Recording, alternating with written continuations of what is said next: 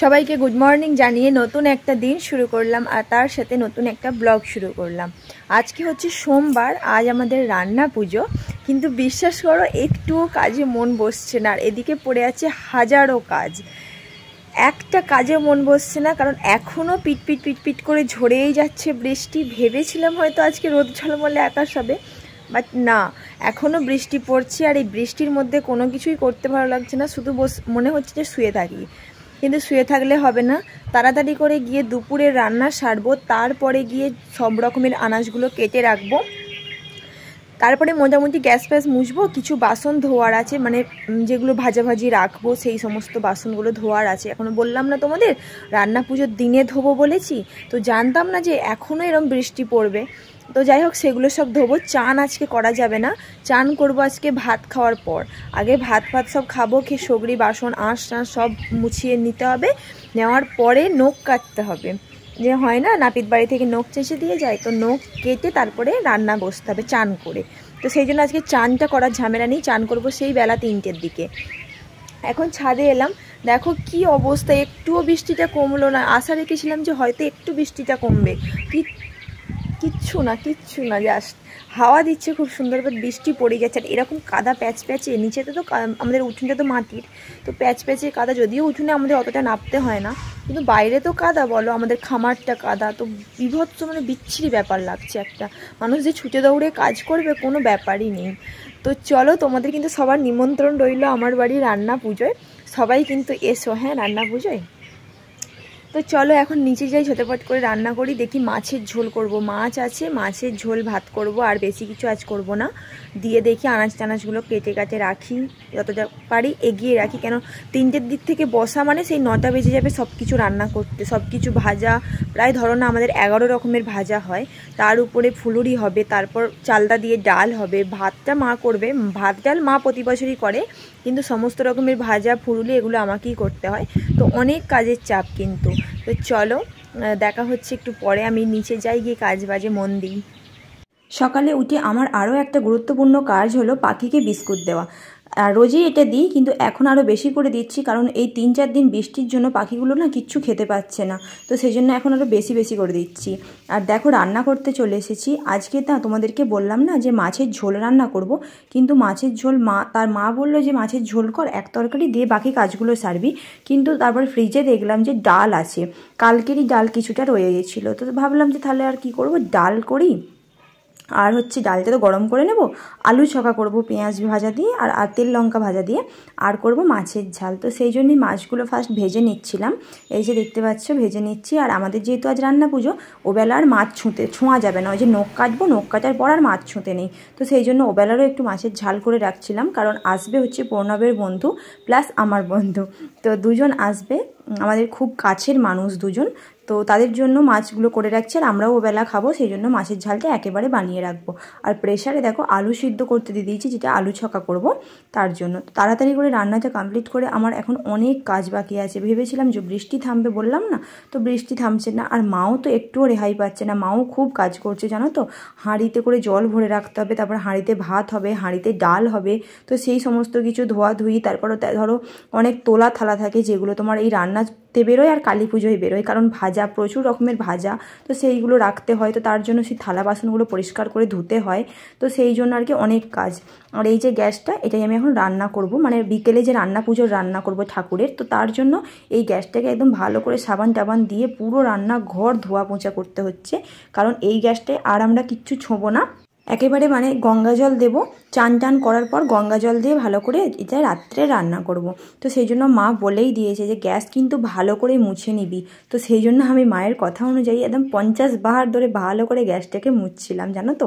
মানে এই রান্না পুজোটা সত্যি প্রচণ্ড চাপের হয়, কালী পুজোতেও পরিষ্কার করতে হয়, বাট এই রান্না পুজোর মতো এত পরিষ্কার আমাদের করতে হয় না, মানে ঠাকুরের রান্না তো, আর ওটা তো ঠাকুরের না, সেই জন্য অতটা চাপ থাকে না। কিন্তু এটা একদম ভালো করে মানে মা মনসাকে প্রণাম টনাম করে, দেখো মা মনসাকে অনেকেরই সবারই ভয় লাগে, তো মাও বলে যে মা মনসাকে সবসময় স্মরণ করবি আর প্রণাম করবি, দেখবি কিচ্ছু হবে না। তো আমরাও সেরকমভাবেই যতটা পরিষ্কার করা ততটাই করছিলাম।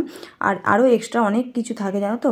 আর এই দিকগুলো না অন্য দিন করে রাখলে হয় না, কেন ধরো এই যে আজকে আঁশ রান্না হয়েছে, অন্য দিন যদি আমি মুছে রাখতাম সেটা হতো না। তো সেই জন্য এটা আজকেই আমাদের করার ছিল।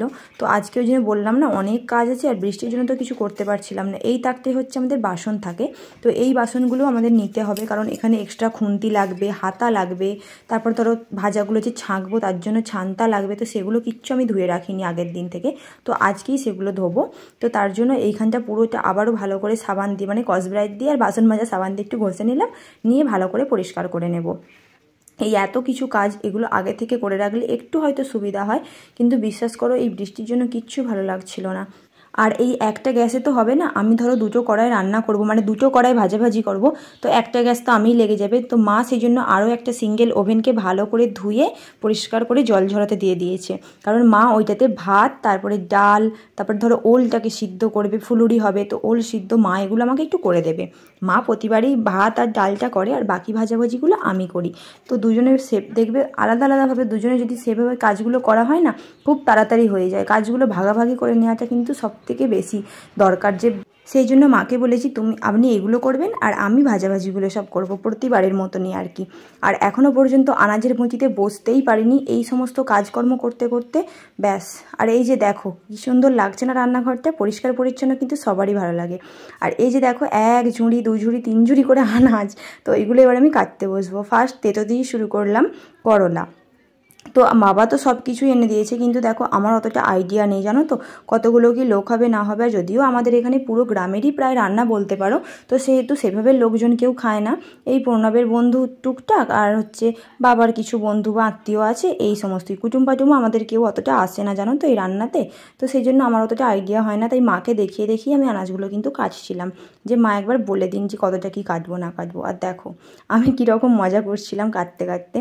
তো এই আনাজগুলো এখন কেটে রেখে দেবো, ধোয়াধুয়ি কিচ্ছু হবে না, সব চান করার পর হবে। আর এগুলো কিন্তু এখন ধরা যাবে না, মানে এখন তুমি কেটে নিতে পারো, বাট তুমি মানে ধুয়ে রাখতে পারবে না। ধুয়ে রাখা মানে ঠাকুরের রান্নার দিকে চলে যাওয়া, তো সেই জন্য ধুয়ে রাখতে পারো, তোমাকে চান করার পর গিয়ে আবারও ধুতে হবে আর কি। তো এখন আমি ঝিঙে কাটলাম, তারপরে হচ্ছে হোঁপা। এই হোঁপা হচ্ছে হোঁপা, ঝিঙে আর তোমার শসা, ছাঁচি কুমড়ো, এগুলো হচ্ছে আমি একদমই খাই না বলতে পারো, আমার ভালো লাগে না এগুলো খেতে। আমি কিন্তু ভাজার মধ্যে খাই বেগুন, পটল, আলু তো আমি এমনিতেই খাই না, তোমরা ভালো মতোই জানো। আলুটা আমার ঠিক পছন্দ নয় জানো তো, তো সেহেতু আলুটা আমি খাই না, কোনো কিছুতেই আলু আমি খাই না। তো সেহেতু আলু নয়, পটল, বেগুন, কুমড়ো, এই তিনটে আমার ফেভারিট। আর হচ্ছে ফুলুরি, নারকোল ভাজা আর করলা ভাজা, এগুলি হচ্ছে আমার সবথেকে ফেভারিট ভাজা, এগুলোই আমি খাই কিন্তু। আর এমনিতেই তো আমি খাই বলেছি না, পাখির খাবার খাই আমি। আচ্ছা, তোমাদের কার কার রান্না আছে একটু কমেন্টে বলো তো। আর যাদের যাদের রান্না আছে তাদের কি ইচ্ছা রান্না না বুড়ো রান্না। আর জানি আরও অনেকের হয়তো রান্নাই নেই, এরকমও হয় যে অনেকের রান্না নেই। আমার মনে বলে রান্না না থাকাটাই ভালো, এই লোক নেমন্তন্ন করবে খেতে যাব এটাই ভালো, কিন্তু রান্নাতে যা ঝামেলা গো, ওরে বাপরে, প্রচণ্ড ঝামেলা, প্রচণ্ড ঝামেলা। আর আমাদের না এরকম হতেই থাকে জানো তো। এই যে রান্না পুজো যাচ্ছে, ব্যাস এবার আসবে কালী পুজো। কালী পুজোতে দেখবে কি না বাড়ি পরিষ্কার, তারপরে তোমার থালা বাসন ধোয়া, তখন তোমার আরও বড় বড় মানে বড় কড়া নাববে, বড় উনুন নাববে, মানে আলাদাই একটা ব্যাপার। ওই সময়টা করে মানে মানুষ মরে যাবে। বলে না কালী পুজোর আগে থেকে খাটনাখাটনি করতে হয় আমাদের, কালী পুজোর আগে খাটাখাটনি করব, আবার কালী পুজোর পরেও করব। কেন কি বলো তো, ওই যে থালা বাসনগুলো বেরোবে সেগুলোকে আবার ভালো করে মেজে ধুয়ে তারপরে আবার সেগুলোকে ওপরে তোলা, মানে আলাদাই একটা খাটাখাটনি লাগে। কিন্তু যাই বলো, আমাদের কালী পুজো যারা সামনে থেকে দেখেছো, অনেকেই হয়তো আছো যারা আমাদের কালী পুজো সামনে থেকে দেখো, আর যারা আমাদের কালী পুজো সামনে থেকে দেখোনি, আমার ভিডিওর মাধ্যমে দেখো, তারা নিশ্চয়ই জানো আমরা কতটা মজা করি এই কালী পুজোটাতে। হ্যাঁ, হয়তো কাজ করতে হয় প্রচুর, কিন্তু আনন্দটাও সেই লেভেলের হয়। আর এই এখন আমি কাটছি আমার ভাজার মধ্যে সবথেকে ফেভারিট ভাজা কুমড়ো। তো এটা আমার সবথেকে বেশি ভালো লাগে, কারণ এটার মধ্যে মিষ্টি দিতে হয়, যে মিষ্টি মিষ্টি জিনিস আমার কিন্তু সবটাই ভালো লাগে। আর প্রণবও নেই, বাবাও নেই, ওরা আবারও আজকে গেছে মাছ ধরতে জানো তো। জানি না মাছ পাবে কি, ভাগ্যে কি আছে জানি না, বাট আজকেও ওরা দুজনে গেছে। তো আমি আর মা এখনও পর্যন্ত চান হয়নি, এখন প্রায় বাজে 1টা থেকে 1:30 মতন। তো এখন এই আনাজগুলো কাটছি আর ভাবছি যে কতক্ষণে সমস্ত কাজ কমপ্লিট করব, তারপরে গিয়ে ভাত খাবো, খেয়ে তারপরে একটু মানে হবে আমার জিরেন হবে, কিন্তু মায়ের হবে না। ওই যে ভাত খাবো, সেই আঁশ সগড়ি সমস্ত কিছু মাকে আবার পরিষ্কার করতে হবে, দিয়ে মাঝামাঝিগুলো করতে হবে। দুজনে মিলিয়ে মুছিয়েই কাজ করছিলাম। এক এক করে, না হলে তো হবে না, এত কাজ তো একার সঙ্গে মানে সম্ভবই না। দেখো এই যে এত রকমের ভাজা কাটা কিন্তু আমার কমপ্লিট হয়ে গেছে। এখন বাজে 3:10, ভাত খাওয়া দাওয়া সব কমপ্লিট। ওয়েট করছিলাম, আমাদের আবার বললাম না যে নাপিত বউ এসে নখ চেঁচে দিয়ে যায়, তবে গিয়ে আমরা চান করে রান্না করতে পারবো। তো তার জন্য এতক্ষণ ধরে ওয়েট করছিলাম, সে এসে গেছে। তো চলো এখনকার ব্লগটা এখনের মতোই এখানেই শেষ করলাম, নাহলে ব্লগটা অনেক বড় হয়ে যাবে, আমারও ধৈর্য হবে না এডিট করতে, তোমাদেরও ধৈর্য হবে না দেখতে। তো চলো এখন এখানেই রাখছি, দেখা হচ্ছে আবার নেক্সট ব্লগে। তো চান টান করে নতুন ব্লগ শুরু করব, তো দেখো। হ্যাঁ চলো আজকের ব্লগটা, আজকের নয় এখনকারের ব্লগটা এখনের মতোই। টাটা।